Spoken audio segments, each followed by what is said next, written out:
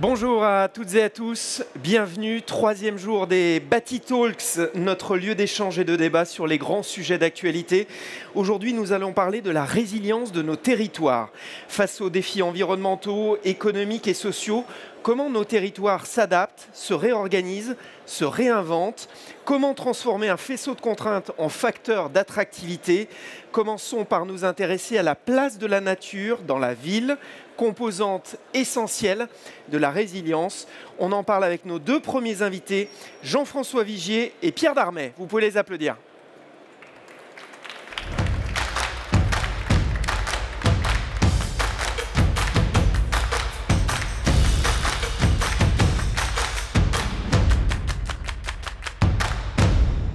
Bonjour à vous deux.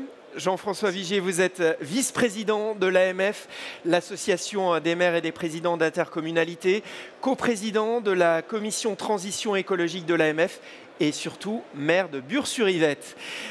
Pierre Darmet, vous êtes directeur des relations institutionnelles de l'UNEP, l'Union nationale des entreprises du paysage, vice-président de l'association CIBI, Conseil international biodiversité et immobilier. Et on peut vous écouter dans Natures urbaines, l'émission qui relie le vivant et la ville. Alors parlons d'abord peut-être de l'UNEP, que vous présentez comme la première entreprise écologique de France. Alors d'abord, j'ai envie de vous demander combien d'emplois, combien d'entreprises et quel poids économique? Alors merci de cette présentation et merci de nous accueillir ici. L'UNEP, c'est donc le rassemblement, l'équipe de France des jardiniers paysagistes. Et ces jardiniers, ils sont au nombre de 132 000, répartis dans 32 000 entreprises de tailles très diverses, des très petites entreprises comme des très grandes, qui sont implantées dans tous les territoires. Nous sommes présents dans 13 régions, il y a 13 délégations UNEP. Et nous avons en effet coutume de dire que l'UNEP constitue la première force vive de la végétalisation et de la renaturation, dont on parle beaucoup, que ce sont des acteurs concrets de cette écologie-là. Et autour de nous, nous ne sommes pas seuls. Dans notre filière, nous avons des producteurs de végétaux, nous avons des paysagistes concepteurs, qui sont au vivant ce que sont les architectes au bâtiment, qui sont un peu moins de 5000. Et puis, il y a aussi, et il ne faut pas les oublier, les paysagistes, concepteurs et jardiniers des collectivités, qui sont à peu près 80 000. Et tous ensemble, ça fait une force vive d'entre 250 et 270 000 personnes. Et je n'ai pas trouvé d'entreprise répartie sur tous les territoires qui se revendique d'être actrice de la transition écologique. C'est pour ça qu'on se permet ce vocable, la première entreprise écologique de France. Écoutez, effectivement, vous nous avez convaincus. En quoi ces métiers sont-ils des métiers d'avenir pour ceux qui les occupent, mais aussi pour l'avenir des villes, pour la biodiversité, pour l'avenir du vivant? Mais disons qu'il y a un enjeu qui est de plus en plus visible, qui a longtemps été occulté par le climat. C'est non pas une érosion lente, mais un effondrement du vivant.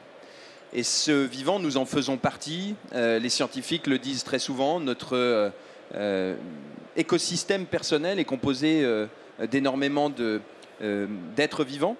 Et ce vivant s'érode et il nous rend aussi beaucoup de services, que ce soit en ville ou que ce soit partout dans les territoires, comme on a coutume de dire, à la campagne. Il y a trois grandes dimensions essentielles. La première, c'est de faire autant que faire se peut, de limiter les discontinuités écologiques. En gros, faire en sorte que même en habitant la nature, on puisse la préserver au maximum. Donc c'est un équilibre à trouver. La deuxième dimension, c'est une dimension, vous parliez de résilience en introduction, de services rendus pour le climat. Un sujet qu'on avait longtemps occulté, qui revient très très fort en boomerang, c'est l'eau. Il pleut trop d'un coup, et donc nos avaloirs, nos tuyaux, nos logiques tout béton et tout tuyau des années passées sont obsolètes.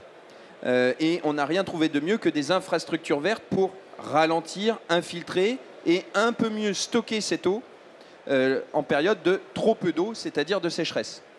Juste un chiffre, 2/3 de la pluviométrie, donc 2/3 de l'eau qui tombe sur les continents, provient de ce qu'on appelle l'eau verte, c'est-à-dire l'humidité qui est contenue dans les sols et dans les végétaux.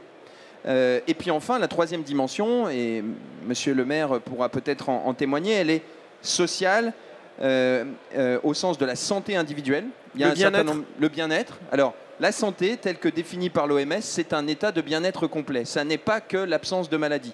Et on sait que la fréquentation d'espaces de nature, même relativement artificielle, même recréée par l'homme, a des bénéfices pour la santé physique, en pratiquant une activité physique, la marche, ne serait-ce que la marche, mais aussi sur la santé mentale.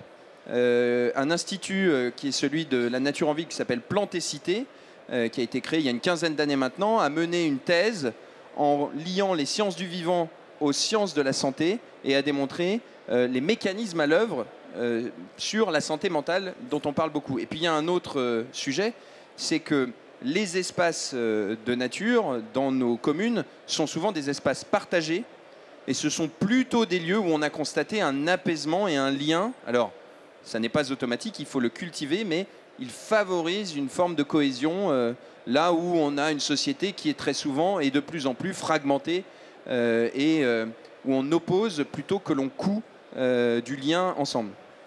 À quelle échelle doit-on mener les projets de renaturation des sites urbains pour augmenter la surface de nature en ville? Est-ce que c'est à l'échelle de l'îlot? Est-ce que c'est à l'échelle du quartier? Est-ce que c'est à l'échelle de la ville? Ou encore une échelle encore plus grande? J'ai envie de dire les deux, mon capitaine. C'est-à-dire qu'on oppose là aussi souvent la petite et la grande échelle, la grande planification qui serait nécessaire à toute action, où on pointe du doigt des actions individuelles à des petites échelles en disant mais de toute façon on n'a plus de vision donc on agit par petites touches. En fait il faut faire feu de tout bois. Évidemment que les documents d'urbanisme notamment permettent de donner une direction, par exemple très concrètement sur la proportion de pleine terre.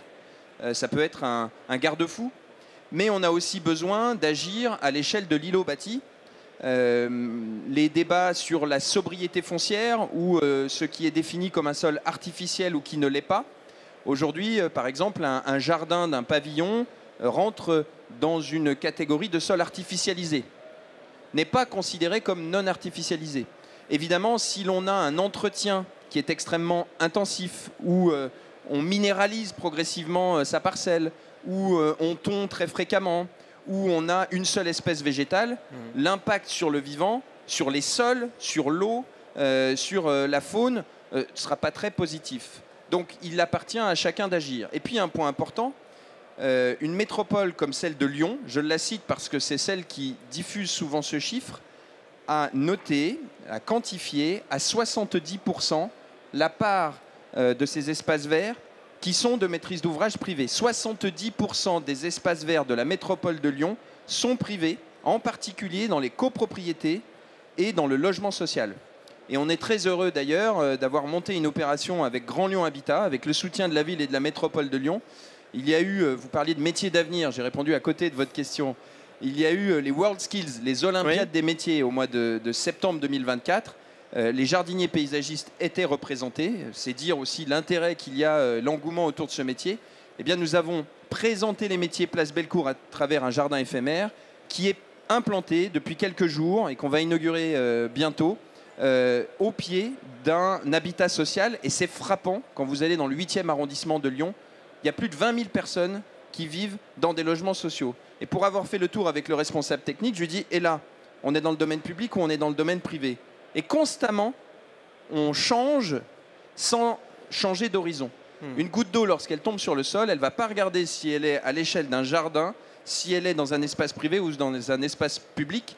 Un oiseau, quand il se pose sur un arbre, il ne va pas regarder s'il est dans l'arbre est dans un square public ou dans le jardin d'une copropriété. Et notre regard, et donc tous les services dont on parlait tout à l'heure d'avenir sur la santé, n'ont que faire des frontières administratives. Donc je crois que la question des échelles, elle est importante. Chacun a sa part de responsabilité, mais il ne faut pas s'exonérer d'agir en disant c'est pas moi, c'est de la responsabilité de l'autre. Quels sont les ingrédients de la réussite et les écueils à éviter alors? Alors les ingrédients de la réussite, c'est probablement, ça va être faire tarte à la crème quand je vais dire ça, parce que je trouve qu'on le dit depuis longtemps, mais c'est de changer de paradigme. En tout cas, c'est de considérer le vivant comme une condition préalable des projets. Ça ne veut pas dire que c'est la cause la plus importante ou à opposer à d'autres, je ne dis pas ça. Simplement, si on considère ce sujet à la fin, ben on va être bien embêté techniquement pour la prendre en compte. Si vous regardez avec des métiers qui aujourd'hui sont de plus en plus connus, l'écologue, qui va être, on va dire, le médecin généraliste du vivant, qui va faire un diagnostic avec des préconisations, avec un angle de vue très orienté conservation de la nature. Parfois, il va être un peu poil à gratter, mais c'est essentiel d'avoir sa lecture, parce qu'un site donné, avec la même configuration, n'aura pas le même potentiel écologique, au sens de sa connexion à son environnement, selon qu'il est en bord de forêt, qu'il est en centre-ville ou qu'il est entre deux villes qui semblent assez comparables, mais qui sont dans des régions très différentes. Ensuite, vous avez un certain nombre de spécialistes, d'experts dans le bâtiment. Aujourd'hui, un thermicien est un spécialiste bien connu. Eh bien, pour l'eau, vous avez ce qu'on appelle les hydrologues. Pour les sols, vous avez les pédologues. D'ailleurs, il y a quelque chose de facile à retenir lorsqu'on était étudiant en agronomie, c'est que l'Association française des études des sols s'appelle l'AFES. Voilà, c'est facile à retenir, vous vous souviendrez l'importance du sol. Et puis, il y a un rouage essentiel qui est le paysagiste concepteur qui, en fait, comme l'architecte, est l'ensemblier de tout ça. C'est-à-dire qu'il n'est spécialiste de rien, mais il est connaisseur en tout. Et il va pouvoir aider le maître d'ouvrage, qu'il soit privé ou public, à faire les bons choix en amont. Donc, considérer les enjeux de biodiversité d'une part, d'adaptation au changement climatique, de social, dans un même ensemble, et de ne pas décréter qu'un projet est meilleur qu'un autre, parce que ça n'existe pas. Le projet qui coche toutes les cases n'est pas forcément facile à appréhender et n'a peut-être pas de saveur. Il y a une dimension sensible qui est extrêmement forte et va proposer des choix. Et ces choix, ces partis pris, ils vont être collectivement assumés. Alors vous avez cité de nombreux acteurs qui jouent un rôle essentiel dans cette renaturation. On n'a pas abordé encore le rôle essentiel du maire dans tout ça. Alors, et ensuite, ça laissera la parole. Exactement. Il y a un duo qui est essentiel dans tout ça. Les deux extrémités de la chaîne, c'est, quand on parle de maîtrise d'ouvrage public, c'est le maire, et même privé d'ailleurs, par les règlements dont on parlait, et le jardinier. Le jardinier paysagiste professionnel qui va mettre la main à la pâte, et puis celui qui va entretenir et partager son savoir avec les habitants qui, eux aussi, on parlait d'espace privé, vont pouvoir se l'approprier. Le rôle du maire, en fait, c'est de donner la vision, de poser un certain nombre de garde-fous qui correspondent à sa politique, parfois en naviguant dans des eaux qui nous semblent troubles pour nous qui ne sommes pas élus, avec un empilement administratif parfois complexe, des injonctions contradictoires, être sobre en foncier, développer le logement ou l'activité, faire plus, de manière plus inventive avec moins de ressources. Mais il est là pour donner une impulsion et il y a ce qu'on appelle les outils d'orientation et de programmation qui sont ces SCOT, PLU, intercommunaux et autres chartes. Puis il y a aussi sa volonté propre. Et je pense qu'il est là aussi pour libérer un certain nombre d'énergies et montrer l'exemple. Et non pas opposer public et privé, mais essayer de faire en sorte qu'on ait plus de nature en commun et de gommer un peu cette frontière qui parfois est administrative, qui est administrative et artificielle entre un espace public et un espace privé sur le sujet de la nature en ville. Jean-François Vigier, vous vous retrouvez dans ce portrait? Oui, tout à fait. Dans le rôle du maire, en tout cas, tel que vient de le présenter Pierre Darmé, je me reconnais assez.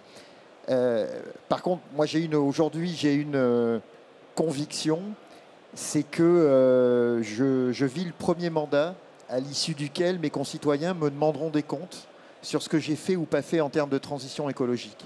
Et ça, c'est un sentiment que je ressens tous les jours dans le travail que je mène auprès de mes concitoyens. Alors justement, parlons d'abord de votre casquette d'élu et de maire de Bures-sur-Yvette. Quels sont les projets que vous avez menés, des projets de renaturation dans votre commune et quelles sont finalement les difficultés que vous avez rencontrées? Alors, quand on parle de transition écologique, on a coutume d'aborder prioritairement d'autres sujets que la renaturation. On parle de l'isolation de nos bâtiments publics.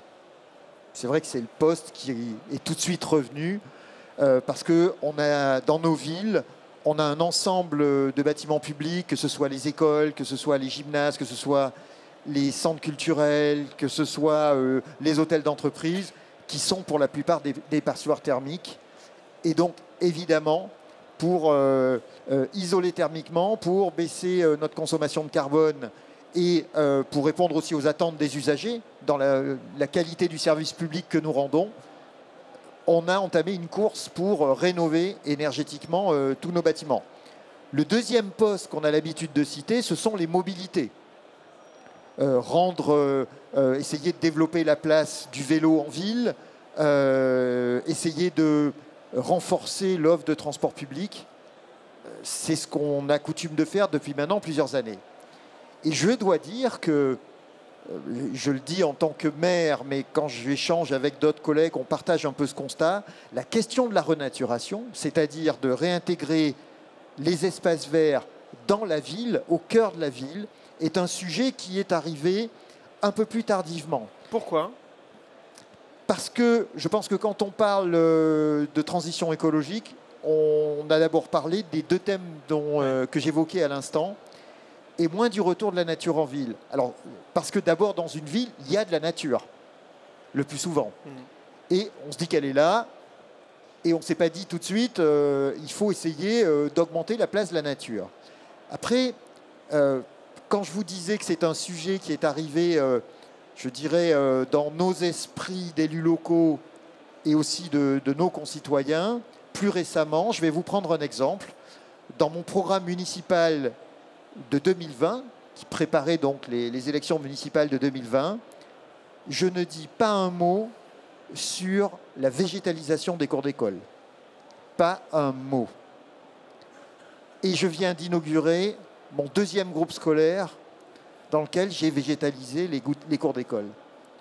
Et ce besoin, cette demande, cette attente, mais elle est arrivée comme une traînée de poudre. Donc ça veut dire qu'il y a une prise de conscience de demande, vous en tant que une demande des usagers, c'est-à-dire une demande à la fois des parents, un besoin des enfants et des enseignants, et une prise de conscience aussi des élus qu'on ne peut pas continuer à laisser des enfants jouer sur des cours bétonnés sans arbres du 1er mai au 30 septembre. Donc elles ressemblent à quoi maintenant les cours d'école, bien sûr Yvette ? Les cours d'école, on a enlevé tout le béton, on a planté des arbres, on a mis des revêtements doux, on a mis des espaces verts, on a créé des îlots de fraîcheur, on a créé des points d'eau, enfin voilà. C'est 400 000 € à chaque fois le budget. Vous imaginez 400 000 €. Donc évidemment, on se retrouve aussi devant un problème, c'est que ces 400 000 €, on aurait pu les utiliser pour commencer à rénover énergétiquement un des bâtiments de l'école.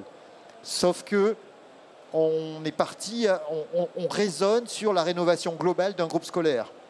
Bon, mais par contre, je le dis juste pour l'anecdote, puisqu'on parle je fais un petit aparté, il y a encore 6-7 ans, on regardait s'il ne fallait pas reconstruire une maternelle-ci, démolir la maternelle. Là, on est tellement dans l'urgence qu'on est sur la rénovation énergétique des bâtiments existants. Bon, voilà, ça c'était pour l'anecdote. Donc, premier point, la végétalisation des cours d'école. Ça nous paraît indispensable. Deuxième élément, on a une mesure qu'on met en œuvre chaque année, c'est une naissance, un arbre.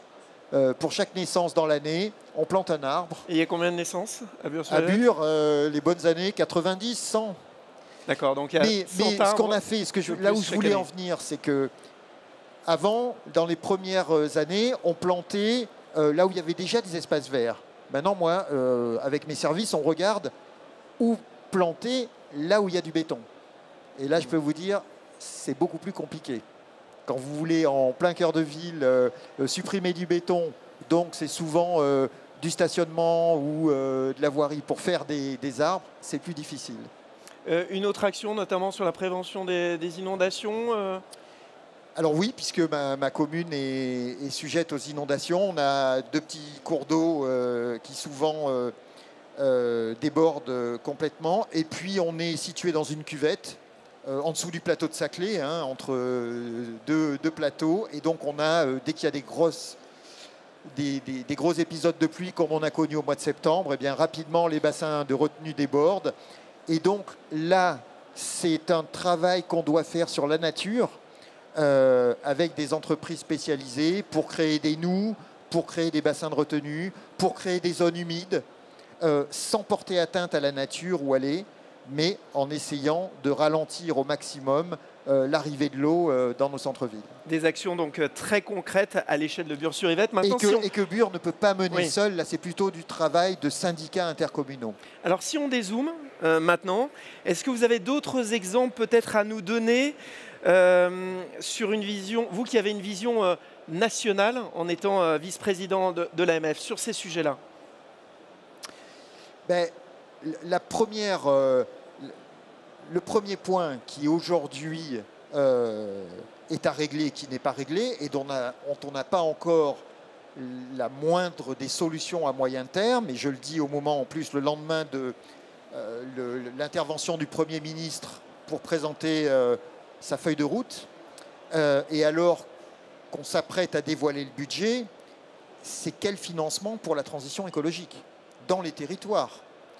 Il faut savoir que l'Institut I4CE, c'est l'Institut de l'économie pour le climat, vient de mettre à jour son rapport sur le financement de la transition dans les territoires. Avant 2020, il avait chiffré à 12 milliards d'euros par an pendant 10 ans les besoins en investissement des collectivités locales pour financer la transition. Sur les postes que j'ai indiqués, mobilité, bâtiments publics, électricité aussi, c'est-à-dire mobilité électrique, et bien sûr renaturation. En 2017, les collectivités dépensées, investissaient 5 milliards et demi. On n'était même pas à 50%. Alors depuis, on a bien sûr progressé, puisqu'en 2022, les collectivités françaises investissaient 8 milliards 3 chaque année en termes de transition écologique.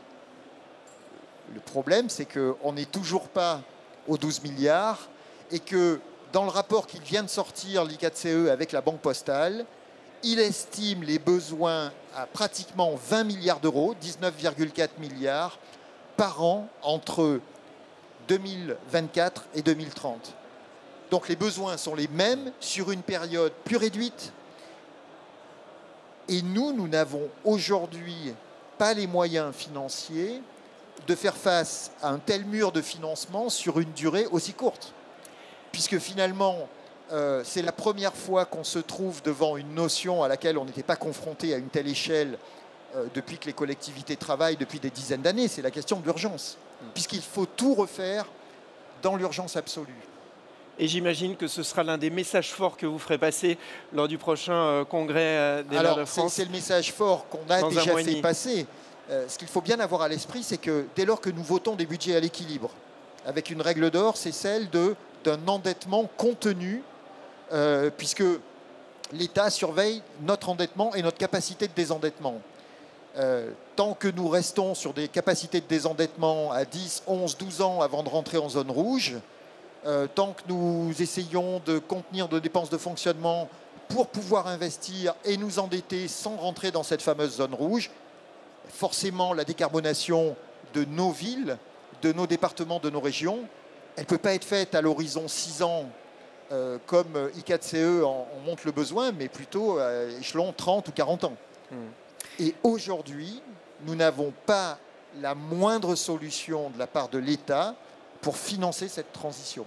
Et je le dis d'autant plus parce qu'il y a des entreprises ici et qu'on est partenaires.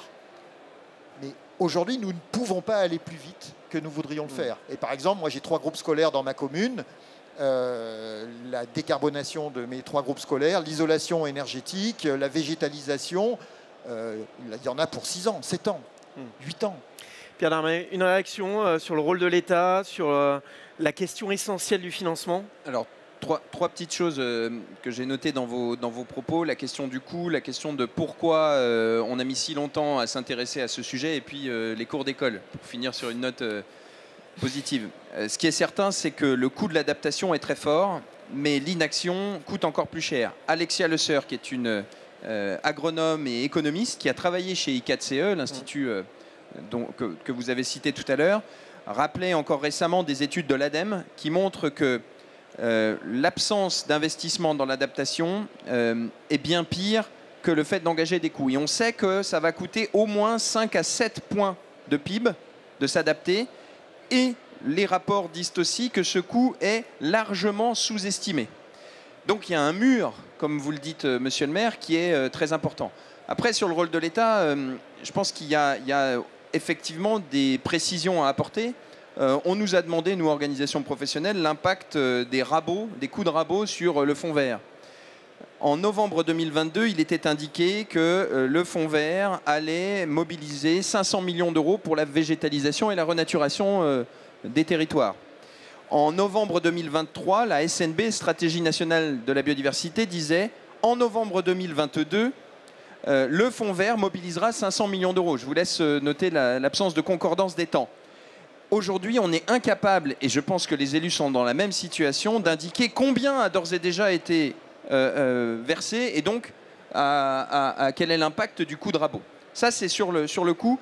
Juste une chose, sans plaider absolument pour les solutions fondées sur la nature, les infrastructures vertes, ça coûte moins cher que les infrastructures grises. Il y a plusieurs études qui le montrent, une noue paysagère, donc un fossé filtrant, pour ceux qui sont plus néophytes sur le sujet. Ça coûte un minima 2,5 quand on fait un truc très techno avec des capteurs pour mesurer, à 10 fois moins cher que les mêmes ouvrages en béton. Alors le sujet, c'est à qui profite le crime, entre guillemets, et quels sont les freins pour qu'on avance. Ce n'est pas le coût, c'est le poids des habitudes et aussi les intérêts économiques, disons-le clairement, des uns et des autres. Et c'est pourvoyeur d'emplois, parce que ces sujets-là nécessitent d'être mis en œuvre par les jardiniers dont on parlait tout à l'heure. Un deuxième sujet sur la transition, au fond, il y a peut-être deux choses qui ont fait que ça s'accélère. On a retrouvé un rapport sensible avec le vivant pendant le confinement. Je dis on, c'est très général.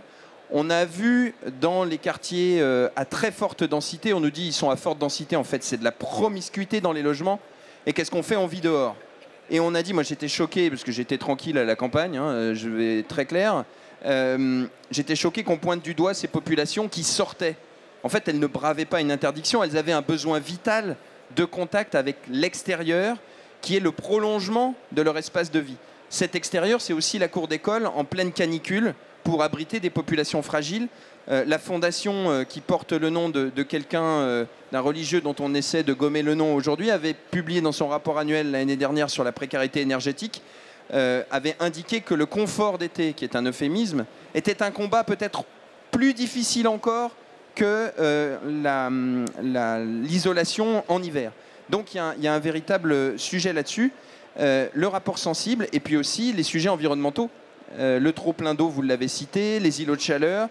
On voit que ça n'est absolument pas la panacée. Et il faut être très clair, si on n'agit pas maintenant, lorsqu'on aura 50 degrés à Paris, il y a un rapport sur le sujet, les végétaux, ils seront en PLS. Hein, ils n'évapotranspireront plus et donc ils ne joueront plus leur rôle. En attendant, dans cette phase transitoire, il faut mobiliser le sol, l'eau et les végétaux pour agir. Et puis enfin, sur les cours d'école, bravo d'avoir engagé tout ça. Je tiens à signaler ce qu'a fait l'UNEP en région Normandie. Pour les 60 ans de notre organisation, ils se sont dit on va planter 60 arbres pour les 60 ans dans les écoles. C'est plusieurs centaines qui ont été plantés parce que les élus ont dit bah tiens, aidez-moi à engager le sujet. Et puis je fais un clin d'œil à la région Nouvelle-Aquitaine avec son président de l'UNEP local, Nicolas Buchoul, qui dit on va faire encore mieux. Donc s'il y a des élus de Nouvelle-Aquitaine, bah, allez voir l'UNEP, les entreprises du paysage pour vous aider. Et puis une invitation, puisque l'AMF en est partenaire et d'autres organisations, je pense à France Ville et Territoires Durables, sont membres du jury national des Victoires du paysage. Et cette année, il y a une catégorie dédiée à la végétalisation des cours d'école. Donc, monsieur le maire, c'est biennal. Vous êtes le bienvenu le 11 décembre 2024 pour la remise de cette année et à candidater pour la prochaine avec l'interprofession Valor. Jean-François Vigier, vous vouliez réagir? Alors, juste deux points. Le premier point, il faut qu'on ait tous bien à l'esprit. Je suis ravi de voir que l'ADEME vient d'arriver, donc je fais attention à ce que je vais dire. Premier point, le fonds vert n'est pas l'outil de financement de la transition écologique. Ça, il faut qu'on l'ait tous à l'esprit. Le fonds vert est une subvention qui est dédiée aux communes qui font des investissements en matière de transition écologique. Mais la question du financement à moyen ou long terme de la transition, en regardant à 10 ans et en disant voilà les financements que les collectivités vont pouvoir mobiliser chaque année et pendant 10 ans, ça ne bougera pas pour atteindre les objectifs d'ICAT-CE, Ça, c'est le financement de la transition écologique. Le fonds vert ne l'est pas. Et on voit bien que le fonds vert s'est retrouvé dans la même situation que la DETR ou de la DSIL, qui sont d'autres subventions que verse l'État aux collectivités. Dès qu'il y a une économie à faire, un coup de rabot, on dit on baisse le fonds vert, comme on a baissé la DETR, comme on a baissé la DSIL. Ensuite, il y a un autre sujet sur lequel on est en train de travailler à l'AMF et pour lequel nous avons demandé un moratoire, et ça a été... c'est une décision qui a été prise lors du dernier bureau la semaine dernière, c'est sur le ZAN, le zéro artificialisation nette. Parce que la loi qui a été adoptée, la loi résilience qui a été adoptée il y a 3 ans et qui a été revue parce que la version 1 ne convenait pas, pose encore beaucoup de problèmes. Alors, je pense que tout le monde et les maires sont conscients qu'il faut baisser l'artificialisation des sols. Ça, tout le monde partage ce point de vue. Le moyen d'y arriver, par contre, fait débat. Parce qu'aujourd'hui, le niveau local n'a plus la main pour définir le calendrier, les moyens d'y arriver et les priorités sur un territoire. Et ce que nous demandons aujourd'hui, c'est qu'on ramène au niveau local, au niveau de la commune, au niveau des intercommunalités, l'organisation de la mise en œuvre de cette loi zéro artificialisation nette, à laquelle évidemment nous sommes attachés, mais aujourd'hui, dans son mode de fonctionnement, pour les élus locaux, elle produit un manque de transparence et un sentiment d'inégalité profonde, et un manque de transparence parce que ce sont les régions aujourd'hui, alors moi je suis en plus bien placé, je suis conseiller régional, mais ce sont les régions aujourd'hui qui élaborent cela, et les élus locaux ont le sentiment, et je pense à juste titre, qu'ils ne sont pas assez associés. Et ça a d'ailleurs été évoqué lors du discours de politique générale de Michel Barnier hier à l'Assemblée. Pierre Darmé, un dernier mot, une réaction et peut-être un message pour tous ceux qui nous regardent et nous écoutent ce matin. Une réaction, je pense que Monsieur le maire, par ses fonctions aussi au sein de l'AMF, est bien mieux placé pour expliquer et expliciter les dispositifs pour le financement de la transition écologique. Mais je pense que voilà, il y a un mur et il ne faut pas attendre. Donc trouvons les solutions. Libérons les énergies aussi en étant plus exigeants avec les maîtres d'ouvrage privés qui ont une part importante à faire. On finance beaucoup d'actions en matière de RSE pour les entreprises. Aujourd'hui, la biodiversité devient un sujet au titre de la CSRD, le nouveau règlement européen. Je pense qu'il y a un lien de la cellule Excel à la cellule végétale et qu'il y a des outils pour aider les entreprises à agir. Elles peuvent participer au financement d'infrastructures de commun sur leur espace en l'ouvrant au public, sur le public aussi. Et puis, il y a des outils, je fais un clin d'œil au label Biodiversity qui ont été créés par l'association CIBI, dont je suis vice-président, vous l'avez dit. Ces labels, ils aident, ce n'est pas une étiquette et une fin en soi, c'est des outils pour guider les projets. Donc libérons ces énergies-là, on va en avoir besoin, parce que ce n'est pas une question de dichotomie public-privé, c'est une question de survie et d'adaptation, sinon on va tous cramer. Le mot de la fin pour vous, Jean-François Vigier? Non, mais écoutez, en tout cas, les maires sont totalement mobilisés pour mener à bien cette transition écologique, pour mener à bien cette renaturation. Et puis surtout, on a besoin de l'expertise des entreprises pour la mener à bien. Et le travail de partenariat est plus que jamais important dans nos territoires. Jean-François Vigier, Pierre Darmé, merci pour votre présence et vos messages. On peut vous applaudir. Alors la résilience, elle est à la fois environnementale, économique, sociale et urbaine. Nous allons aborder toutes ces dimensions avec nos prochains invités et voir comment être efficace dans la transformation de nos territoires. Je vous demande d'accueillir Kim Chiusano, Virginie Carolo-Luttrau et Jérémy Almosny.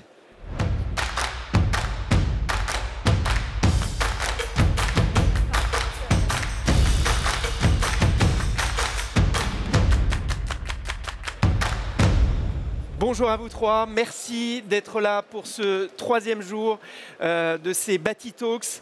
Virginie Carolo-Luttrau, vous êtes présidente de l'association France Ville et Territoires Durables, maire de Port-Jérôme-sur-Seine et présidente de Co-Seine Agglo. Kim Chiusano, bonjour. Vous êtes directrice adjointe de la stratégie et de l'accompagnement des acteurs à l'ANRU, l'Agence nationale pour la rénovation urbaine. Et puis Jérémy Almosny, vous êtes directeur du pôle Ville et Territoires Durables de l'ADEME. Bienvenue à vous aussi. Avant d'aborder les grands enjeux, est-ce que vous pourriez nous rappeler brièvement l'émission de chacune de vos associations ou agences? On commence avec l'association France, Ville et Territoire Durable. Virginie Carolo-Luttrau. Notre association, elle est née d'une volonté de mettre tous les acteurs qui sont capables de modifier la vie. L'ANRU, c'est l'urbaine, mais je pense qu'on peut modifier la vie en général et c'est l'enjeu qui est devant nous, en mettant autour de la table d'abord l'État, qui est à l'initiative, les experts, les agences urbanistes, les architectes, les entreprises du paysage, de mettre aussi les collectivités territoriales, parce que finalement, c'est elles qui ont les moyens. Donc, on a des régions, des départements, on a des villes, des intercos. Et enfin, de mettre les grandes entreprises qui vont participer aussi. Donc, on a un collège équilibré qui prévoit des groupes de travail, qui prévoit des journées d'inspiration sur les territoires pour accompagner ces transformations, en mettant tous les bons acteurs autour de la table et en annulant complètement l'effet silo et beaucoup de transversalité. Quelques mots, quelques chiffres à présent sur l'ANRU. Oui, bonjour à toutes et à tous. Merci pour l'invitation. Donc l'ANRU, l'Agence nationale pour la rénovation urbaine, c'est un établissement public de l'État qui intervient dans les quartiers prioritaires de la politique de la ville, donc les quartiers les plus pauvres de France, pour mener des projets de transformation urbaine à l'échelle des quartiers. Donc avec des financements qui portent sur le bâti et notamment sur les logements, mais aussi sur les espaces publics, les équipements publics, etc. Donc en quelques chiffres, le nouveau programme national de renouvellement urbain qui nous occupe aujourd'hui, c'est 14 milliards d'euros dans 450 quartiers et qui vont générer plus de 50 milliards d'euros d'investissement une fois l'effet levier considéré par ces financements publics, mais aussi issus de Action Logement, le 1% logement, des entreprises, de la Caisse des dépôts et des bailleurs sociaux. C'est aussi un fonctionnement très partenarial. Même question pour le pôle Ville et Territoire Durable de l'ADEME. Alors plus globalement, merci de l'invitation. L'ADEME, Agence de la transition écologique, on est un opérateur de l'État sous la tutelle de deux ministères, la transition écologique et la recherche. Et donc notre ADN est porté sur 4 grandes missions. Une mission sur l'acquisition de la connaissance pour éclairer la décision publique nationale et locale. Un travail également porté sur l'établissement d'éléments de doctrine, de conseils, d'outils d'accompagnement auprès des collectivités aussi bien que des entreprises pour les engager dans la transition écologique. Et puis on a également une action forte de financement de la transition. On est plutôt bien connu pour cela. Et enfin, un enjeu de sensibilisation pour reconstruire un petit peu tous les narratifs. Et au sein de la direction Ville et Territoire Durable, on a 4 grandes verticales thématiques qui sont adressées. Le sujet du bâtiment, le sujet du transport et de la mobilité, celui des sites et sols pollués et le sujet de la qualité de l'air. Voilà pour les présentations. Entrons maintenant dans le vif du sujet. Vous avez vu le titre de cette table ronde. Comment être efficace dans la transformation des territoires? Première question, Virginie Carolo-Luttrau, vous en tant qu'élu local, en tant que président de France Ville et Territoire Durable, quels sont selon vous les leviers pour réussir cette transformation des territoires? La concertation, la co-construction. Pour moi, c'est essentiel et c'est ce qu'on fait au quotidien avec France Ville et Territoire Durable et sur les territoires. Et on a commencé, je vais parler concrètement. Nous, on a un territoire carboné, on y reviendra tout à l'heure sur la transition économique. Territoire carboné qui avait envie de transformer, d'accompagner le bien vivre sur notre territoire. Eh bien, on a trouvé avec France Ville et Territoire Durable à l'époque le moyen d'avoir un électrochoc. Parce que quand vous êtes sur un territoire, vous avez aussi bien des villages de moins de 100 habitants que des métropoles et c'est pas facile de partager le même point de vue. Donc déjà, c'est de trouver une gouvernance qui partage un diagnostic et pour cela, il y a des tas d'outils. Notamment sur l'ADEME, mais aussi le CEREMA, sur les agences urbanistes, pour nous permettre de faire un diagnostic 360. Vous savez, les élus, des fois, ils sont depuis très longtemps en poste, et ils pensent savoir mieux que les autres ce qui est bon pour le citoyen. Donc le cœur de l'association, c'est de mettre autour de la table non seulement les décideurs, leurs services, c'est très important de les avoir autour de table, ainsi que la population qui vit dans ces quartiers, dans ces villages, dans ces territoires, pour déjà partager un diagnostic commun et ensuite trouver des leviers qui nous permettent efficacement de mener ces politiques de transition. Mais déjà, si vous ne partagez pas la maladie, vous ne trouverez pas le médicament. Effectivement, et si on en vient au cœur de ma première question, les leviers pour vous, après cette concertation? Pour nous, ces leviers, c'est de considérer, et je pense que c'est un postulat de départ, que la ville est déjà construite, le territoire est déjà construit. La ville de 2050, elle est sous nos yeux. Et quand on est dans un angle de responsabilité et d'économie circulaire, eh bien, on doit utiliser le réemploi, on doit utiliser l'écosystème qui existe sur le territoire. Je pense aux artisans du BTP, je pense aux entreprises qui participent elles-mêmes à créer le cœur de l'entreprise de demain. Et j'ai envie de dire que le deuxième aspect, il y aura certainement d'autres aspects de citer, mais moi, là où je tiens, c'est la chronotopie. Dire que ça fait des années qu'on construit les territoires en disant on va faire tel bâtiment pour tel usage. Et puis un petit peu plus loin, on va travailler, puis un petit peu plus loin, on va avoir du loisir. Pour qu'on ait tous et qu'on partage tous la même ambition, il faut qu'on ait aussi des lieux d'échange. Donc il faut absolument qu'on traite aussi le temps de l'urbanisme. Le temps, est-ce qu'une école aujourd'hui doit être qu'une école? Est-ce que ça ne doit pas être une école, le monde associatif? Est-ce que la cantine ne fait pas restaurant le week-end? Est-ce qu'on ne se rencontre pas dans une entité, dans un quartier, dans un territoire, dans le temps et non plus dans l'espace? Et ça, heureusement qu'il y a France Ville et Territoires durables pour nous accompagner dans les groupes de travail pour faire évoluer cette pensée. Pour moi, c'est vraiment les deux aspects, le partage, mais aussi le partage dans le temps et comment on transforme complètement l'urbanisme. Kim Cusano, quels enseignements est-ce que vous tirez des actions que vous menez à l'ANRU, au cœur des quartiers, sur le terrain, et comment finalement ces projets vous permettent de transformer durablement à la fois les quartiers et la vie de ceux qui les habitent? Alors, je le disais en introduction, l'ANRU, elle intervient dans les quartiers les plus pauvres du pays. Donc, c'est un élément de contexte qui fait qu'on va avoir une intervention un peu spécifique, puisque l'enjeu, c'est d'améliorer la vie. Donc, effectivement, on améliore le cadre de vie, mais pour améliorer la vie de personnes qui sont au chômage, de là où se concentre la pauvreté et là où les dysfonctionnements urbains sont majeurs. Donc, moi, je reformule un peu la question, c'est pourquoi transformer les territoires? Et on voit que les besoins ne sont pas les mêmes selon les territoires dont on parle. Pour ces territoires-là, il y a cet enjeu d'améliorer la qualité de vie et la vie tout court, mais ailleurs, c'est pour rendre habitable, enfin, que des territoires demeurent habitables face au changement climatique. Donc, l'enjeu du diagnostic me paraît assez structurant pour qu'on ait des réponses adaptées dans ces stratégies de transformation des territoires. Comme enseignement depuis l'ANRU, qui existe depuis 2003, je pense qu'au-delà du partenariat et de la co-construction qu'évoquait Virginie et qui me paraissent effectivement des incontournables, on peut tirer un retour d'expérience sur la question de l'échelle d'intervention. Et le quartier me semble la bonne échelle pour envisager cette transformation massive des territoires. C'est une échelle qui est fédératrice pour un certain nombre d'acteurs qui peuvent se mettre au service d'une stratégie commune de transformation et de résilience. Et elle est aussi fédératrice pour les habitants parce que c'est leur espace de vie.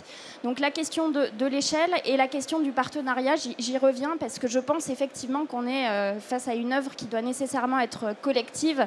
J'ai écouté la table ronde d'avant sur le sujet de la dualité publique-privée. Aujourd'hui, il faut qu'on se mette au service commun de cette cause de la transformation des territoires parce qu'effectivement, 81% des bâtiments qu'on habitera en 2050 sont déjà construits. Et si on ne se met pas tous au service de cette cause-là, on n'y arrivera pas. Que vous disent les habitants avant de mener à bien ces projets et après les avoir menés? Les habitants, ce qu'ils nous disent, c'est qu'ils veulent être écoutés, ils veulent être associés à ce processus de transformation de la ville. Alors, ce n'est pas toujours simple, parce que quand on transforme un quartier, c'est une démarche qui va se déployer sur 10, sur 15 ans. Donc parfois, les habitants avec lesquels on démarre la discussion au début ne sont pas ceux qui vivront à la fin dans le quartier. Ils n'ont pas toujours aussi la capacité à se projeter sur le long terme. Donc c'est vraiment un exercice complexe auquel se heurtent beaucoup de collectivités, mais qui nous anime aussi en termes de réflexion à l'échelle nationale. Je pense qu'en revanche, il y a un consensus sur le fait qu'il faut les associer mieux, davantage, à toutes les étapes et peut-être un enseignement ou une recommandation qu'on peut faire, c'est de les associer à des objets très concrets, type un équipement public qu'on peut co-construire dans sa programmation ou un aménagement d'espaces publics de proximité parce qu'ils vont pouvoir projeter des usages et rentrer plus facilement dans ce processus de fabrication de la ville. Alors on l'a vu à travers vos propos, il y a une multiplicité de territoires. Chaque territoire a sa spécificité et sa complexité. Jérémy Almosny, comment les territoires s'adaptent au changement climatique et finalement quel rôle jouent-ils dans cette transition écologique? C'est effectivement dans nos scénarios prospectifs 2050, on a mis l'accent justement des transformations que l'on observera de notre société. Et il est clair que le territoire jouera et joue déjà un rôle essentiel, tant dans son rôle de prescripteur que dans son rôle d'action exemplaire finalement pour mobiliser les citoyens et les entreprises. Et il est vrai que les collectivités, les territoires sont soumis à un faisceau de contraintes, mais aussi d'opportunités, l'attractivité, le développement économique, la transition écologique, et maintenant pouvoir répondre à une trajectoire plus 4 degrés d'ici 2100. On voit bien que pour le coup, il va falloir réfléchir global, et donc la clé, nous semble-t-il, pour que les territoires réussissent ce pari, c'est davantage se tourner vers des approches plus globales, plus holistiques, plus systémiques, et quand bien même les sujets d'atténuation sont rentrés à l'agenda du calendrier politique national et local, on voit bien qu'il demeure encore, et c'est une réalité je pense, que l'adaptation devienne aussi un élément en haut de l'agenda. L'ADEME le dit, le Haut Conseil pour le climat le pointe aussi, et il nous semble nécessaire pour le coup d'accompagner ces collectivités qui naturellement partagent l'ambition. Alors comment est-ce que vous les accompagnez, avec quels outils? Voilà, donc effectivement on a développé une démarche, la démarche TACT, c'est trajectoire d'adaptation au changement climatique des territoires, qui s'adapte finalement à toutes les collectivités, quelle que soit leur taille, leur localisation géographique, pour pouvoir mettre en place une démarche autour de l'adaptation et de la résilience du territoire. C'est un outil simple d'utilisation. On a déjà 700 collectivités qui sont impliquées. C'est une démarche en 3 étapes. Bien sûr, on commence par une phase de diagnostic des vulnérabilités. Comment le territoire réagit face aux aléas climatiques, qui soient propres à la sécheresse, aux vagues de chaleur, aux pluies extrêmes, ou encore aux enjeux aux enjeux sismiques. Et face à cela, quel est le plan d'action à mettre en place? Et donc cette démarche permet de construire face aux aléas un plan d'action. Et encore mieux, on adosse une 3e étape qui est celui de l'évaluation. C'est un sujet qui est à l'agenda, et on le voit bien, l'évaluation des politiques publiques et leur efficacité. Et on outille la collectivité d'indicateurs pour s'assurer que les actions qui sont menées sont pertinentes et sont efficaces dans leur mise en œuvre. Des outils spécifiques aussi du côté de France Ville et Territoires Durables.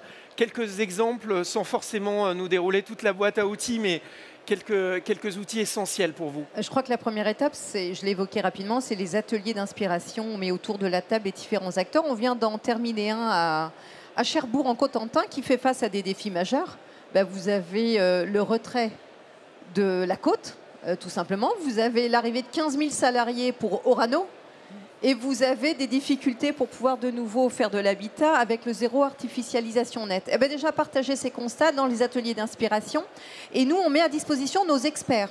J'ai dit grandes entreprises tout à l'heure, mais il y a aussi beaucoup de start-up, d'entreprises d'ingénierie qui mettent leur expertise au service des territoires pour dire on peut travailler dans ce sens-là, on peut construire de telle manière, vous avez tel matériau, un diagnostic de l'écosystème.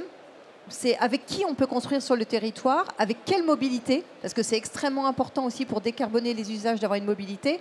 Et ces ateliers d'inspiration font état d'un diagnostic et donnent des solutions concrètes au territoire qui peuvent le mettre en œuvre. Et puis après, vous avez la partie comptable. Allez, je fais 2 exemples. L'atelier d'inspiration, on est un peu utopique et on rêve d'un territoire parfait. Et puis de l'autre côté, il y a comment on la finance, cette transition. Là aussi, l'association met à disposition des outils de priorisation des projets. Moi, je l'ai fait sur mon territoire il y a déjà des années. On a subi un accident industriel, on a repris cet outil et en 30 secondes, on a décidé quel projet on faisait. Pourquoi? Parce qu'ensemble, avant de choisir des projets politiques, ce n'est pas un tableur Excel qui décide, mais on a décidé ensemble des critères. Est-ce que ça décarbone les usages? Est-ce que ça génère des économies de fonctionnement? Est-ce que ça rassemble les gens? Est-ce que ça rapproche les quartiers? Tout ça, ça a été des critères et après, on mettait notre pondération. Donc on a noté. Après, budgétairement, on a dit on avait tant de millions d'euros à dépenser. Il vous arrive des opportunités avec un budget plus important, vous redescendez votre ligne de flottaison, vous cherchez des projets qui étaient un petit peu moins bien notés. Vous avez un accident industriel, moi j'ai une fermeture d'unité chimie d'ExxonMobil sur le territoire, j'ai 4,5 millions en moins, je remonte ma zone de flottaison, on est tous d'accord parce qu'à l'origine on a partagé le diagnostic, parce qu'on a mis en place ces outils et qu'on a priorisé. Je pense qu'on peut aujourd'hui, il faut n'agir que sur les leviers qui sont vraiment efficaces. Alors là, vous évoquiez un certain nombre de projets.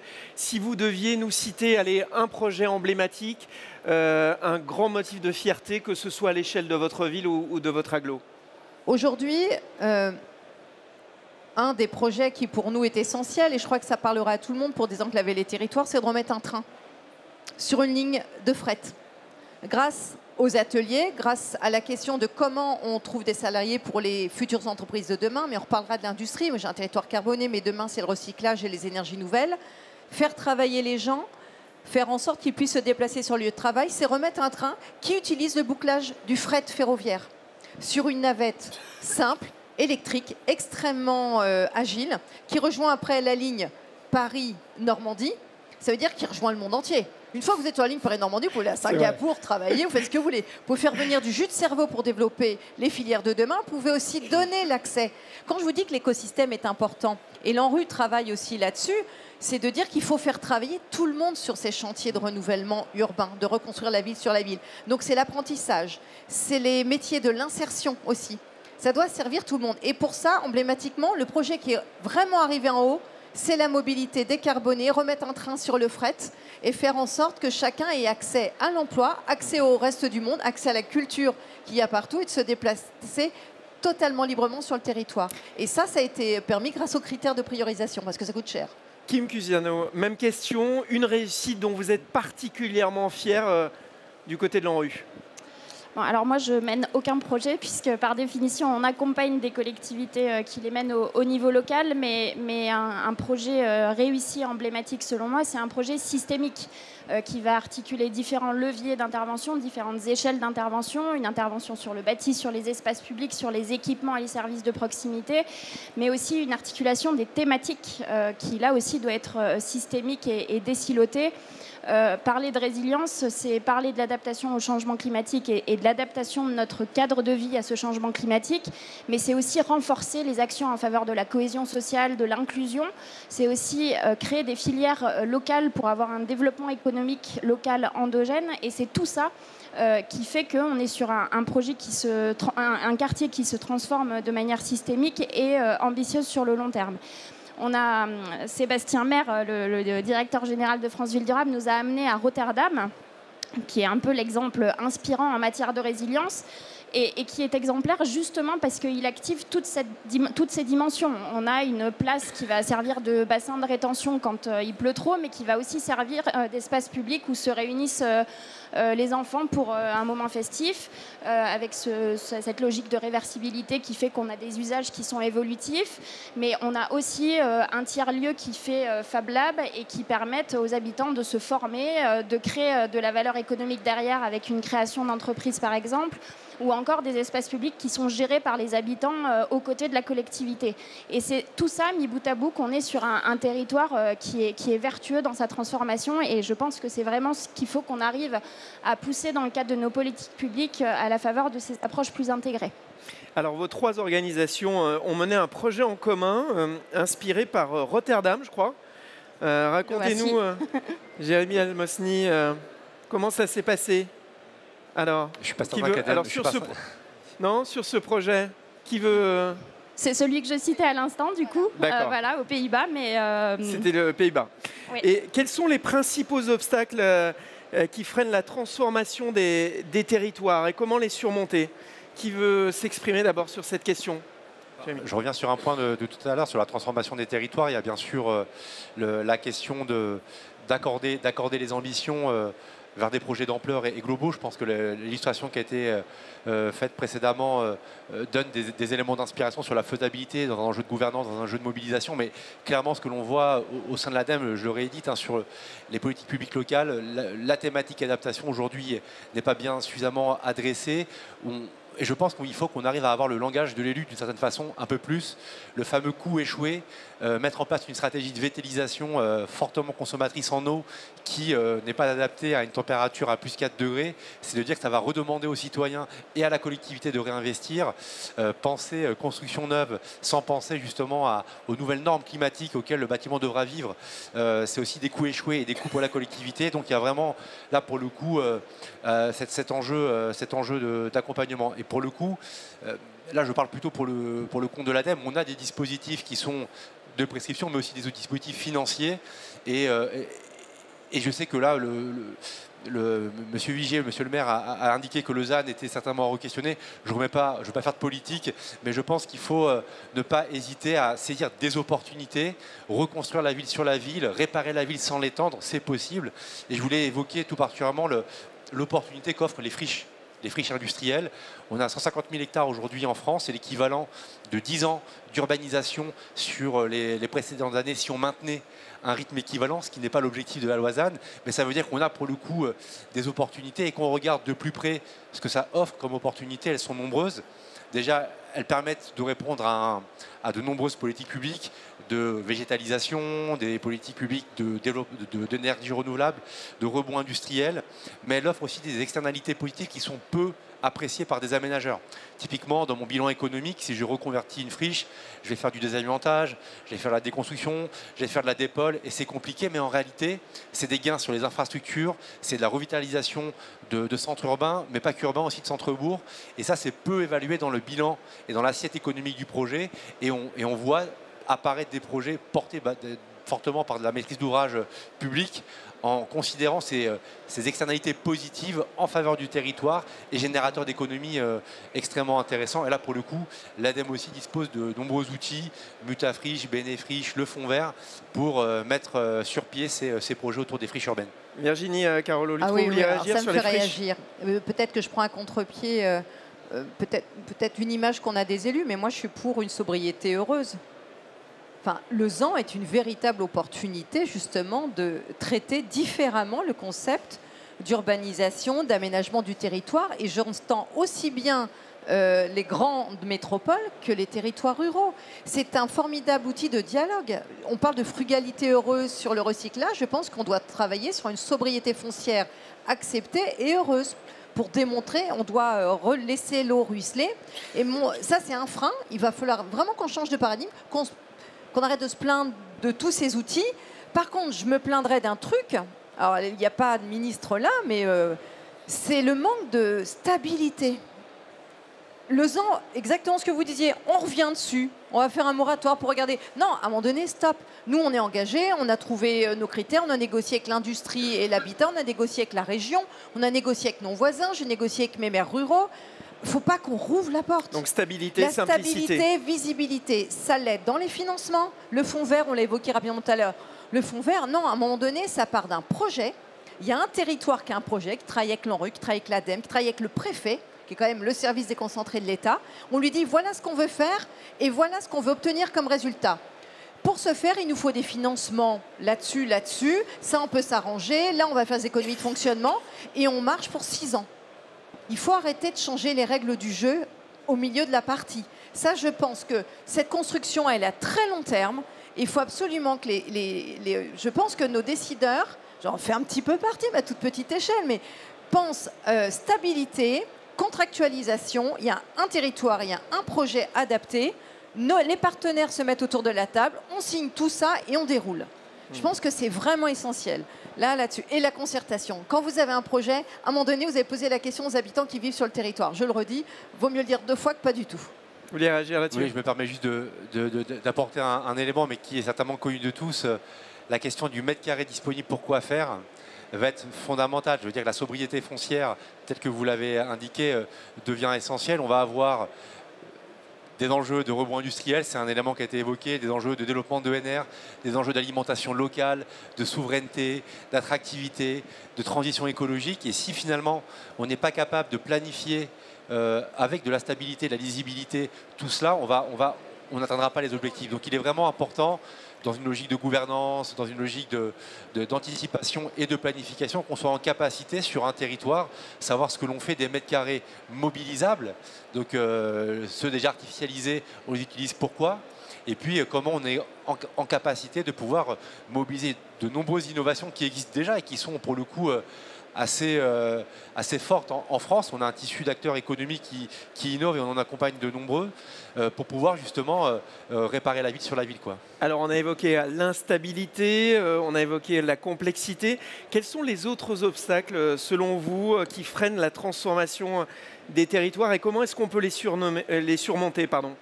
Je voulais juste revenir sur la question de la stabilité. Alors, parole facile à porter pour l'ANRU, puisqu'on est un opérateur qui a un fonctionnement pluriannuel.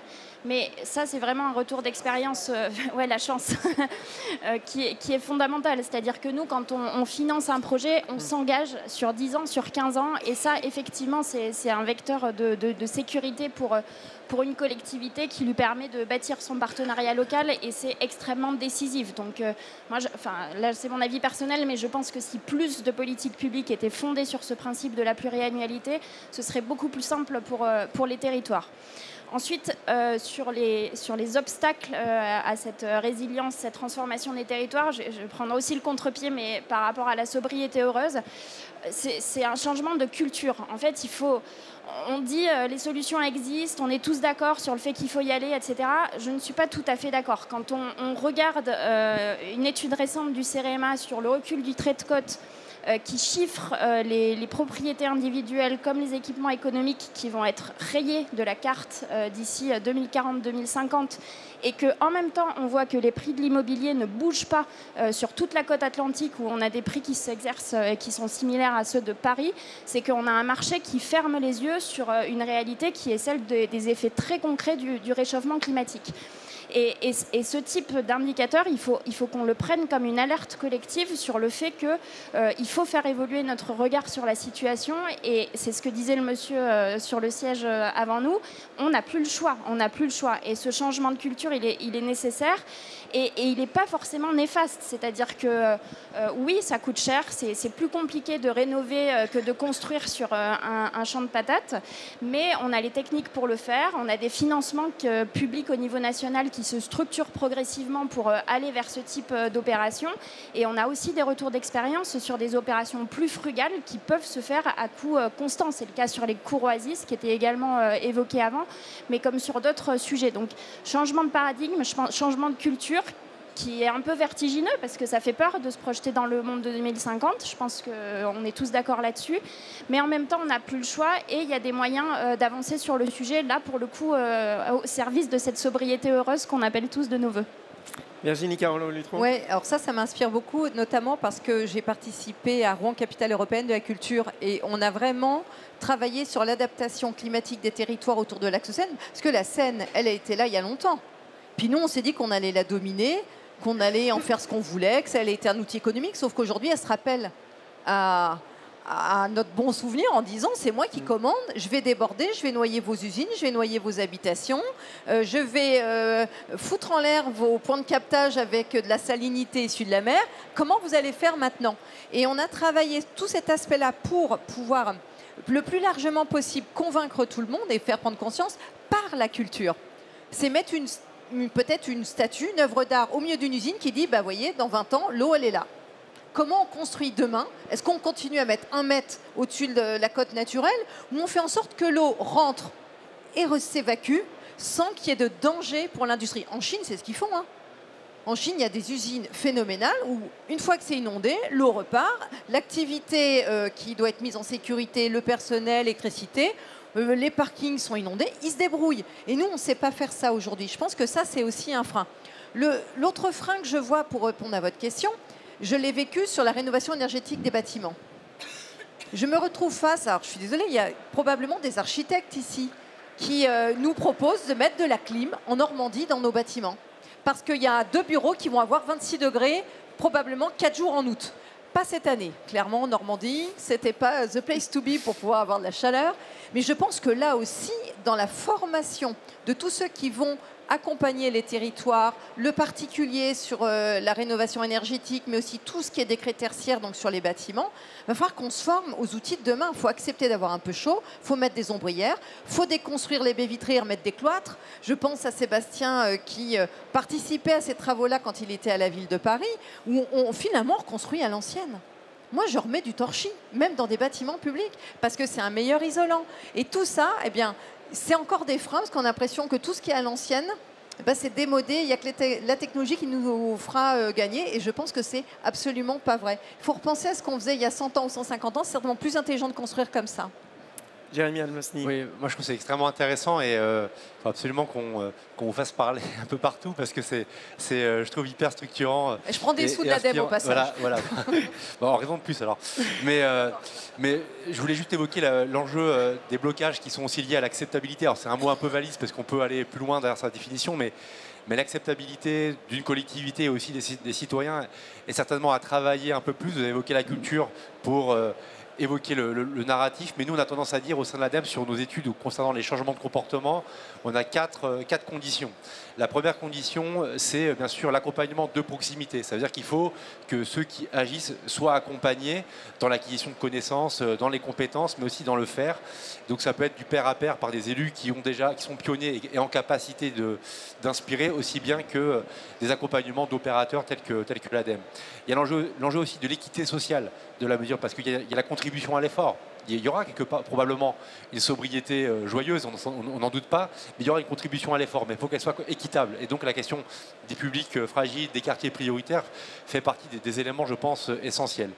Et je pense qu'il y a aussi la question de la pertinence de la mesure que l'on met en œuvre. La question de la ZFE, la question du ZAN, la question d'une rénovation énergétique performante. Quelle est véritablement la pertinence de la mesure? Et donc on a un enjeu, collectivement, de communiquer les bénéfices sur le bien-être économique, l'attractivité du territoire, la beauté architecturale et puis le renouveau qu'on peut évoquer sur quelle sera demain la vie de demain. Et donc, on a un enjeu de communiquer ces bénéfices. Et enfin, c'est travailler des solutions alternatives, parce qu'on peut avoir plein d'ambitions. Est-ce que l'offre existe?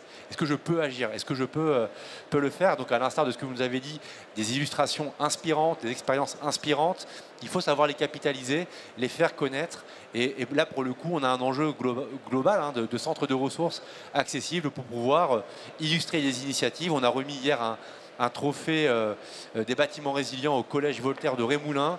Je vous invite à aller le voir, c'est remarquable, c'est dans le Gard. C'est une maîtrise d'ouvrage avec sa maîtrise d'œuvre et un cabinet d'architectes extrêmement ambitieux qui ont réussi à adresser de manière spectaculaire les enjeux des vagues de chaleur, les enjeux sismiques, les enjeux d'inondation, couplés aux objectifs d'atténuation autour du réemploi, autour des ENR. C'est un projet remarquable et c'est typiquement ça qu'il faut faire connaître. Et ils nous disent, ça ne nous a pas coûté plus cher et en plus on l'a fait simplement. Donc là je veux dire qu'on répond quand même à beaucoup de barrières qui souvent nous sont remontées sur la capacité à faire. Donc il faut faire connaître ces projets, ces pépites et de dire qu'en fait on peut agir maintenant concrètement, quoi. Comment est-ce qu'on peut améliorer la coordination entre acteurs publics, privés, nationaux et locaux? En adhérant à France Ville et Territoires Durables, parce qu'on est tous autour de la table. Merci pour cette question. Mais c'était tellement évident. Elle n'était pas prévue, mais voilà, la perche a été moi j'ai cette solution-là, il y en a peut-être d'autres. Oui. Non, mais je souscris à la remarque. L'ANRU était aussi dans les travaux de préfiguration de cette association qui est très précieuse et qui est née effectivement sur le constat qu'on était sur un écosystème très morcelé. Donc je pense que ça répond à un vrai besoin. Après, je pense que le projet urbain est aussi le bon vecteur pour créer ce partenariat, conjuguer les efforts. Peut-être un mot sur la démarche quartier résilient que l'ANRU a engagée en 2022. C'est un peu notre réponse à la crise sanitaire du Covid, où on a fait le constat que des quartiers qui déjà concentraient de la pauvreté plus qu'ailleurs et des dysfonctionnements urbains avec une dégradation du bâti, des espaces publics, etc., étaient encore plus fortement frappés par une crise comme celle du Covid-19, avec une mortalité plus forte dans ces quartiers qu'ailleurs, mais aussi des habitants qui très concrètement étaient au front tous les jours pendant qu'on était confinés à la maison. On s'est rendu compte que en fait, toutes les crises, je pourrais faire le même constat sur le changement climatique auquel sont surexposées les populations les plus précaires, ces personnes les plus pauvres, ces personnes les plus fragiles sont celles qui vont être le plus fortement impactées par les crises. Donc quartier résilient, c'est ce constat-là avec derrière l'objectif de fédérer, de conjuguer les efforts au service de ces territoires qui en ont le plus besoin pour accélérer l'adaptation aux crises. Et donc on a mis en place un partenariat élargi. Alors je cite l'ADEME puisque mon collègue est à ma gauche. L'ADEME nous a dit, nous on peut mettre jusqu'à 50 millions d'euros par an sur la question des réseaux de chaleur dans le cadre de quartiers résilients. France Ville Durable nous accompagne en expertise au service des territoires pour qu'ils intègrent plus fortement cette question. La Caisse des dépôts a mis de l'argent pour financer de l'ingénierie autour de la transition écologique. On a le CEREMA, on a aussi des agences régionales de santé. Bref, en fait, on s'est tous dit, allez, on y va plus fort, on va plus loin pour accélérer l'adaptation de ces territoires. Donc, je pense que des projets comme ceux-là sont fédérateurs et permettent justement de véhiculer ensemble des efforts collectifs. Jérémy, une réaction? Forcément, je vais enfoncer le clou. Il est important d'adhérer à France Ville Durable. C'est une structure où on est très actif et c'est effectivement un lieu extrêmement performant et intéressant pour pouvoir adresser tout ce qu'on vient d'évoquer. J'évoquerai juste, vu qu'on est à Batimat, c'est important, je pense aussi, de peut-être avoir une petite focale sur le sujet bâtiment. On a pour le coup des centres de ressources à l'échelle des régions administratives qui sont extrêmement intéressants parce qu'on a la possibilité de mobiliser des bureaux d'études, des architectes, des maîtrises d'ouvrage et des maîtrises d'œuvre autour d'une thématique qui est celle du bâtiment. Et c'est des lieux d'échange et de partage extrêmement intéressants parce que ce centre de ressources répertorie les initiatives, mais offre aussi des services extrêmement intéressants pour accompagner des projets d'aménagement urbain. Je veux en citer deux, le projet bâtiment durable et la démarche quartier durable, qui sont des approches multicritères qui permettent d'upgrader des projets d'aménagement en intégrant d'autres composantes que celles de l'atténuation au changement climatique, la ressource en eau, l'économie circulaire, la biodiversité et bien sûr l'enjeu de la qualité de vie et du bien-être qui sont des éléments et des matrices qui sont donnés aux aménageurs et aux maîtrises d'ouvrage pour upgrader ces projets. Et ça se fait en dialogue avec ceux qui font, ceux qui ordonnent et ceux qui y vivent. Donc c'est vraiment intéressant de voir aussi ce réseau. Alors dans un instant, on va prendre vos questions. D'abord peut-être une toute dernière question à vous trois. Effectivement, vous avez devant vous des professionnels du bâtiment, de la construction, de la rénovation, des citoyens, des élus aussi. Quel message est-ce que vous voulez leur adresser pour accélérer et réussir cette résilience des territoires ? C'est de se fédérer, c'est évident. Et quelle que soit la taille de l'entreprise, je pense que chacun a son rôle à jouer. Déjà au sein de son entreprise, sa propre rénovation énergétique de bâtiments, la formation, aller chercher les publics d'un quartier, vous avez raison. Finalement, c'est le côté social qui est le plus important, qui doit être le cœur de tout. Une fois qu'on a mis tout le monde autour de la table, eh bien, vous trouverez aussi des salariés. J'ai été la patronne d'une agence de développement économique. On a du mal à recruter dans le BTP. On a beaucoup de mal, alors qu'il n'y a pas plus vertueux aujourd'hui pour transformer le territoire que d'aller bosser dans ces métiers-là. On en parlera d'ailleurs demain matin ici même. Envie. Il faut absolument faire envie. Il faut que nos agences de développement économique ne soient pas omnubilées que par l'industrie, mais puissent travailler aussi main dans la main avec les petites entreprises qui, elles, vont construire l'avenir des territoires. Je pense que ça, c'est essentiel. Kim Cusano. Moi, peut-être un message plutôt à l'attention des décideurs publics à toutes les échelles, l'État comme les collectivités. Il faut qu'on intègre plus fortement ce critère des vulnérabilités, notamment climatiques, dans la prise de décision politique et dans la mise en œuvre des politiques publiques. Il faut que cette fragilité, elle soit considérée comme un critère prioritaire d'intervention et qu'elle soit objectivée dans le cadre de diagnostics à actualiser. Parce qu'aujourd'hui, on a des diagnostics qui sont trop partiels sur cette question et qui n'anticipent pas forcément les effets futurs de ce changement climatique, et ça me paraît absolument incontournable. Et deuxième sujet, également là à l'attention de l'État et donc un peu de nous-mêmes, c'est la question de l'aménagement du territoire. Je pense qu'on est sur une politique publique nationale qui fait défaut depuis quelques décennies en France et qui est absolument fondamentale aujourd'hui dans cette logique de rééquilibrage, mais aussi c'est ce que je disais tout à l'heure, que tous les territoires restent habitables face au changement climatique, avec du coup des reconfigurations dans l'équilibre territorial à travailler. Et ça, aujourd'hui, c'est vraiment devant nous. Jérémy Alnosny.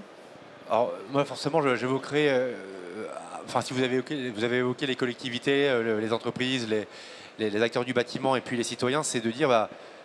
choisissons notre transition plutôt que de la subir. En fait, il est temps d'agir maintenant, et on a finalement l'ensemble des ingrédients. Il manque peut-être la partition qui peut se faire par le jeu de la gouvernance locale, l'enjeu également de la planification, j'y crois beaucoup, et on attend ce plan national d'adaptation au changement climatique là, qui va arriver sous peu et qui donnera déjà quelques guidelines et quelques orientations sur ce qu'il faut faire.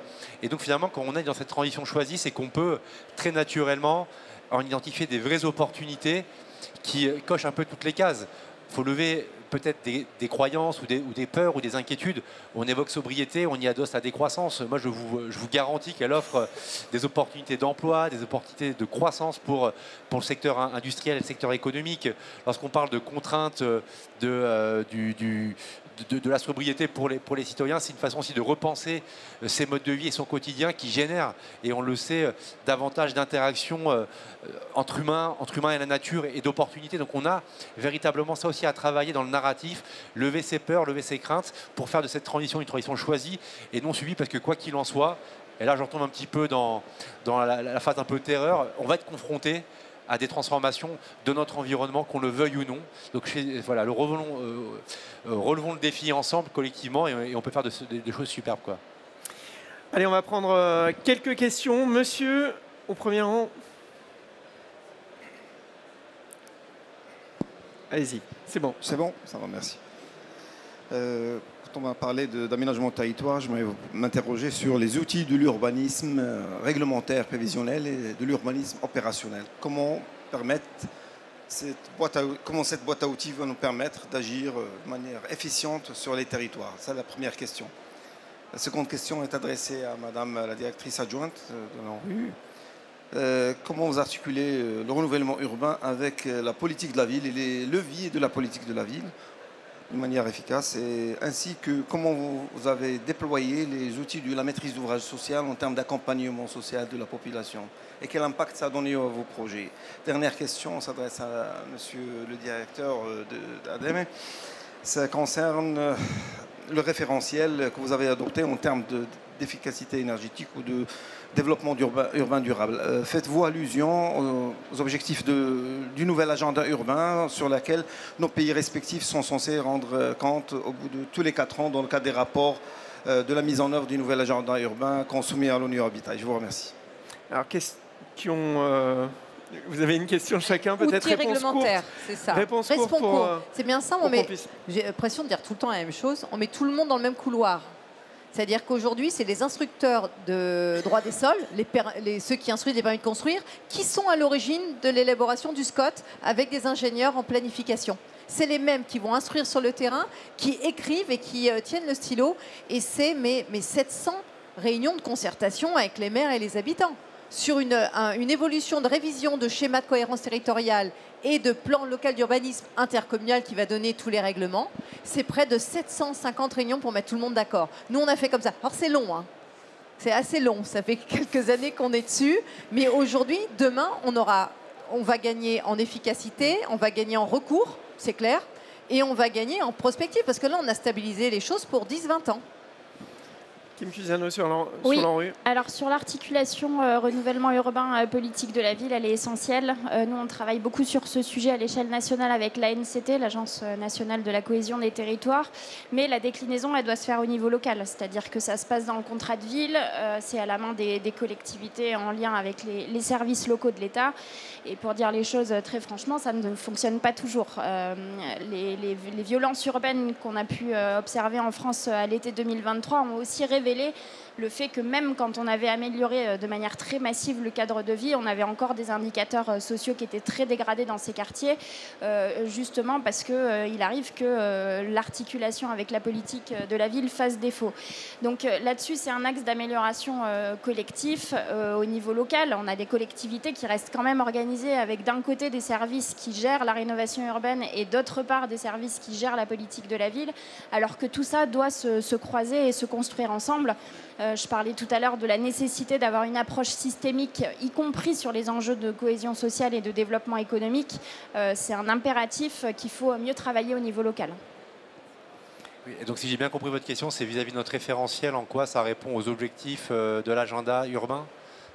Alors, grosso modo, nos outils sont basés sur les éléments en vigueur sur le plan de la réglementation ou sur le plan des stratégies gouvernementales. Effectivement, la trajectoire de référence d'adaptation au changement climatique des plus 4 degrés d'ici 2030, donnant un petit peu une photo incertaine des aléas auxquels on sera livré fait partie effectivement des éléments qui nous ont permis de porter les indicateurs et la base de référence de notre démarche TACT, un territoire d'adaptation au changement climatique des territoires. On est aussi conforme aux normes ISO en vigueur, nous permettant justement d'être alignés avec tout ce qui est de l'ordre du normatif. Donc on est bien adapté aux obligations, aux enjeux qui sont également portés directement par ceux qui se lancent, en l'occurrence les collectivités. Une autre question? Pas d'autres questions? Écoutez, il nous reste à vous remercier tous les trois pour votre présence ce matin avec nous et pour vos messages d'optimisme. Je vous donne rendez-vous donc à 14 h cet après-midi pour les Reno Talks. Financer du sur-mesure pour chaque type de propriétaire, ce sera le thème de notre débat. Excellent après-midi à tous. Merci.